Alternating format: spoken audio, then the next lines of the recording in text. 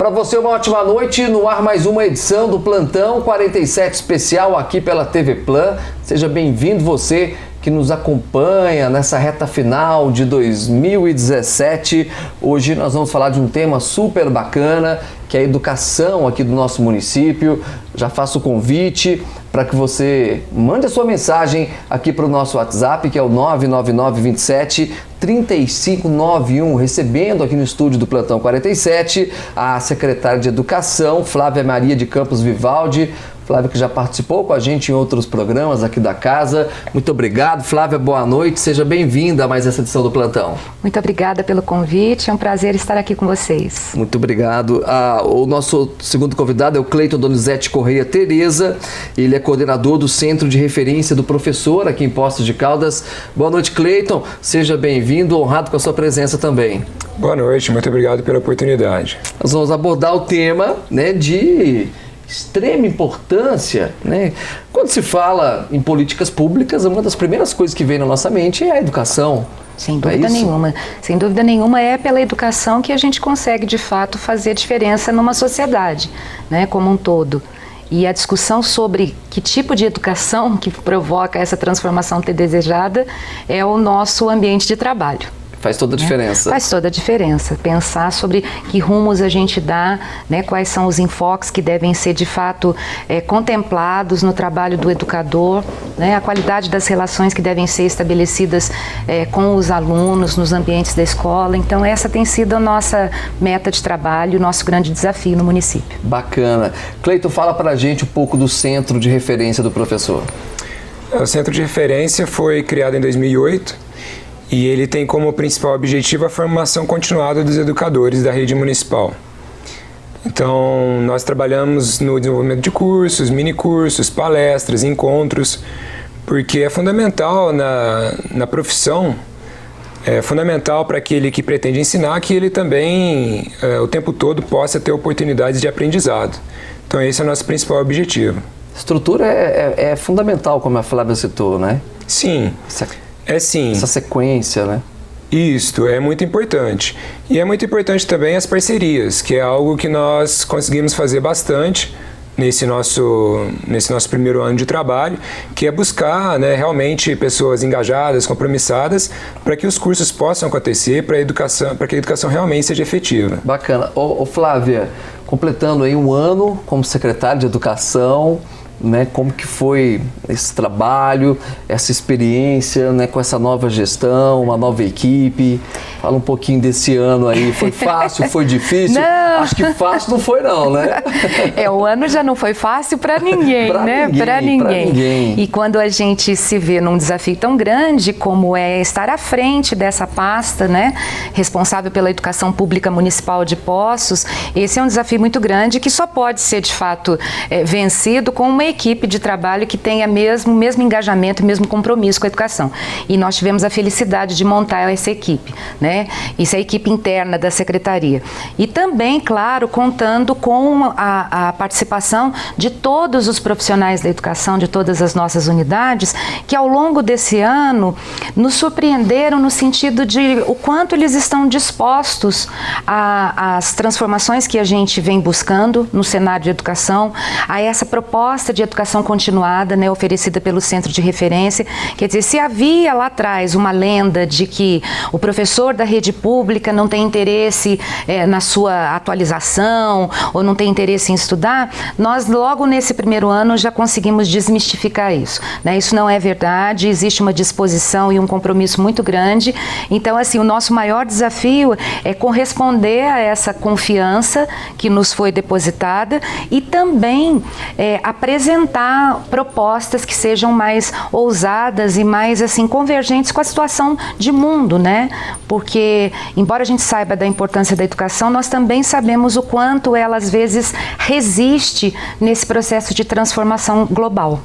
Muito bem, a cada 4 anos, né, Poços tem a tradição, né, de trocar os administradores do município, sempre são novas mentalidades, né? A própria educação deixa isso em aberto, né? Nunca parar no tempo, sempre buscar coisas novas. Citou o diálogo, que é extremamente importante. Sim, esse é uma ferramenta do nosso trabalho, né? Nós não temos a pretensão jamais de trabalhar ou desenvolver um trabalho que seja impositivo, né? Se nós queremos que as relações interpessoais na educação sejam um indicativo de que o ser humano é o que tem importância, né, e a qualidade desse ser humano precisa ser olhada com cuidado, o diálogo é o primeiro caminho, né? Então é esse diálogo que a gente vem buscando fortalecer nas parcerias com as instituições e todos os interessados em oferecer essas oportunidades de estudo, e também o diálogo com a rede como um todo, com a comunidade. A gente tem se aproximado muito da comunidade, né, tem tido a oportunidade de dar a escuta e de dar voz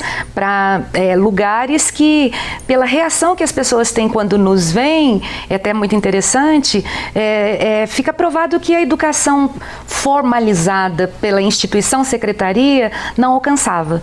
Né? Então a gente tem tido essa felicidade de acolher e de ser acolhida nos diversos lugares da cidade. É para esse lado mesmo, Cleiton, o diálogo faz toda a diferença? Sim, ele é fundamental.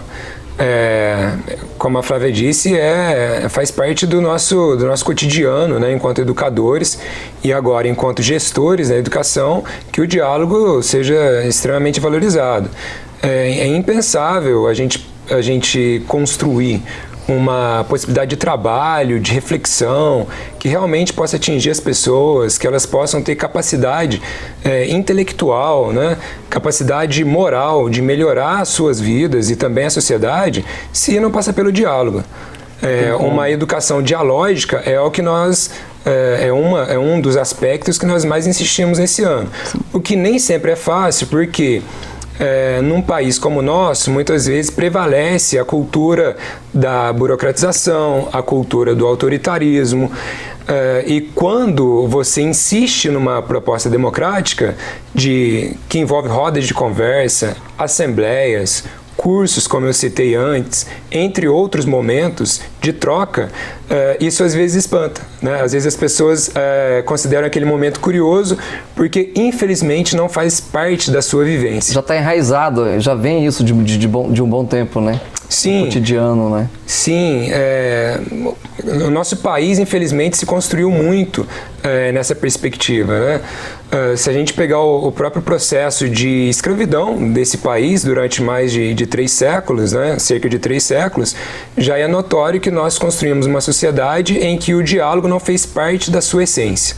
Então, na educação hoje, a gente procura... de certa forma, fazer muita contramão, né? Ofertar essa possibilidade de diálogo, ofertar essa possibilidade de troca, porque assim, realmente, a gente consegue estimular a autonomia nas pessoas. E isso é essencial. Isso tanto para no cotidiano ali dos educadores, dos professores, como também implementar isso na sala de aula, né? É hoje um desafio para os educadores levar esse debate, essa discussão para dentro da sala de aulas? Sem dúvida nenhuma, sem sombra de dúvidas. Principalmente porque nós não podemos distanciar que a nossa formação primeira, né, para a educação, não nos possibilitou esse movimento dialógico, né? A gente vem de uma educação muito centrada na figura do professor. O professor sempre sendo aquele que vai organizar e dar assim rumo para todo o ano letivo, vamos dizer assim, sem especificar as diversas matérias. E o que se propõe hoje para a educação, até para que haja o desenvolvimento da autonomia desses alunos, é que haja maior participação, que o aluno não seja esse sujeito passivo, que ele possa interagir, inclusive, na produção do conhecimento que está ali, né, por acontecer. E aí, nesse sentido, que é necessário todo esse processo de formação. Por quê? Porque para muitos educadores, essas novas abordagens, que não são tão novas assim, acabam sendo uma novidade, né? Porque na sua prática cotidiana, o que sempre prevaleceu foi essa postura mais centralizadora da autoridade professor. Né? Então, bem. Não é algo que seja fácil e não é algo que a gente alcance da noite para o dia mesmo. E a sua opinião com relação a essa minha pergunta?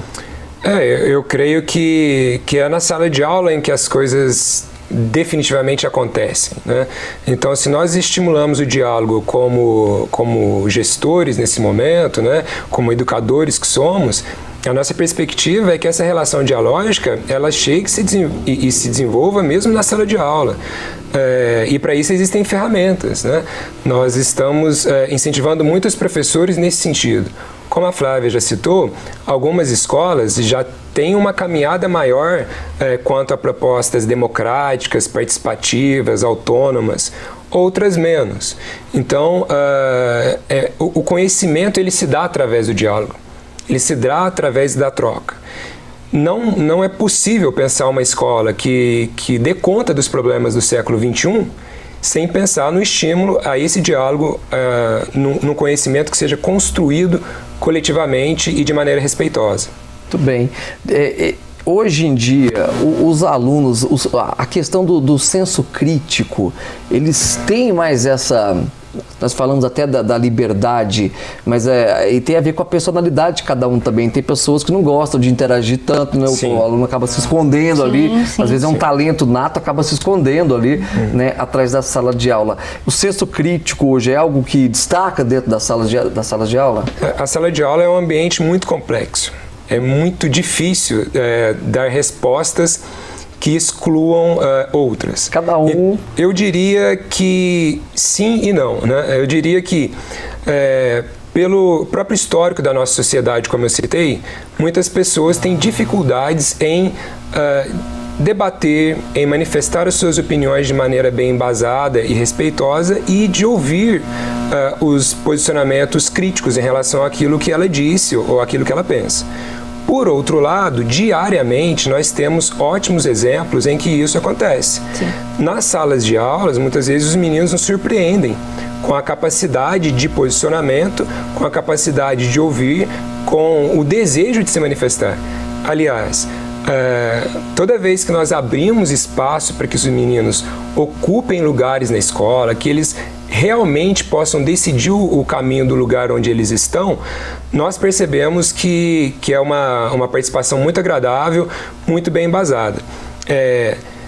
Que não pode ficar somente no campo da opinião. Isso é interessante de dizer, né?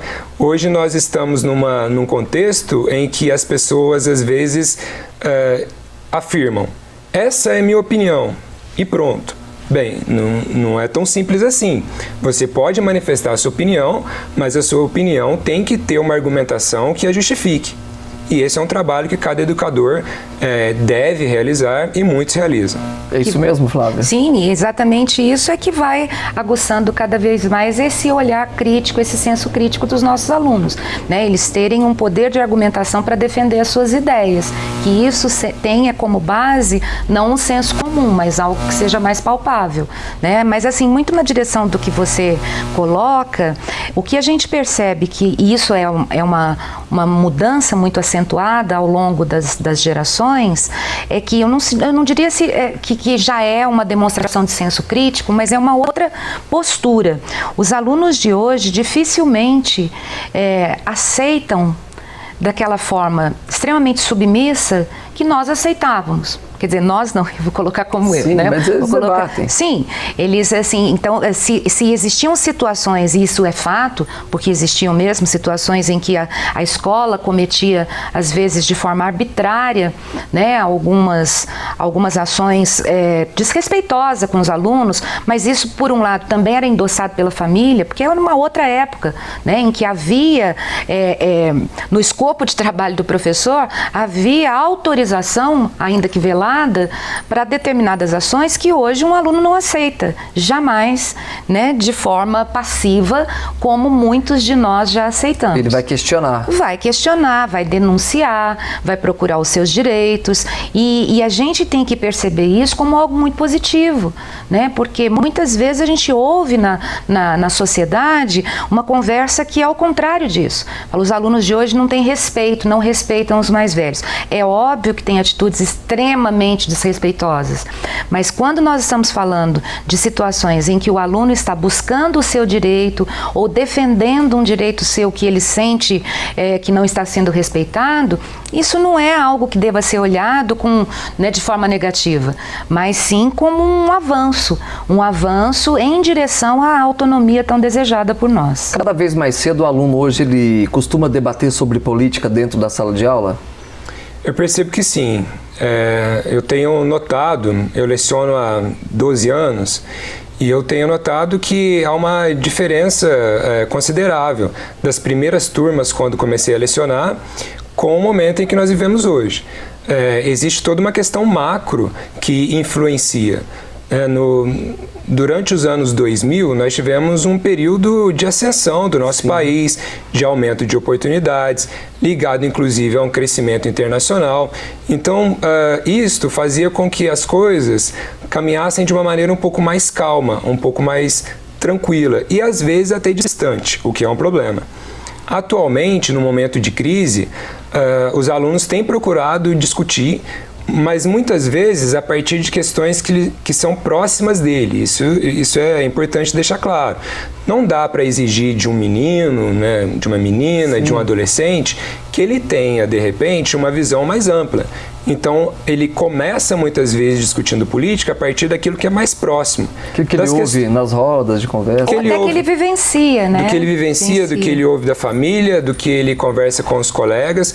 Muito do que ele vê nas redes sociais, e isso hoje para nós é uma questão bastante importante, porque se as redes sociais ampliaram as possibilidades de conexão e de movimentação e de cidadania, por outro lado, elas também podem fazer o caminho inverso, de desinformar, de desvirtuar e de afastar as pessoas daquilo que realmente é importante, daquilo que realmente é necessário. Muito bem. Pensa dessa maneira também, Flávia? Sem dúvida nenhuma, esse convívio com essa era virtual, vamos dizer assim, tem sido um aprendizado para nós, assim, diariamente, né? Porque não é possível mais que a gente vire as costas para isso, mas é necessário e urgente que cada vez mais a gente também se instrumentalize para lidar com essas novas ferramentas no nosso dia a dia como educador, de tal forma que elas não distanciem os meninos de uma realidade que precisa ser coletiva, né? E que, infelizmente, em alguns momentos ela acaba se tornando extremamente individualista, né? Uma característica que a gente precisa combater na educação, essa questão do individualismo. E então, nesse sentido, esse movimento das redes sociais tem sido um grande desafio. Muito bem. Quero falar para você que está nos acompanhando da Drogaria Americana, que é a rede de farmácias do seu jeito. São 3 lojas aqui em Poços de Caldas. Tem a loja da Francisco Sales, Assis Figueiredo e também Remígio Prézia. Sempre com grandes promoções, sempre imbatível em medicamentos genéricos, linha de perfumarias e muito mais. Passa lá e fecha negócio. Drogaria Americana, a rede de farmácias do seu jeito. Eu vou para o primeiro intervalo. Daqui a pouco a gente volta com a segunda parte dessa edição especial do Plantão. Até já.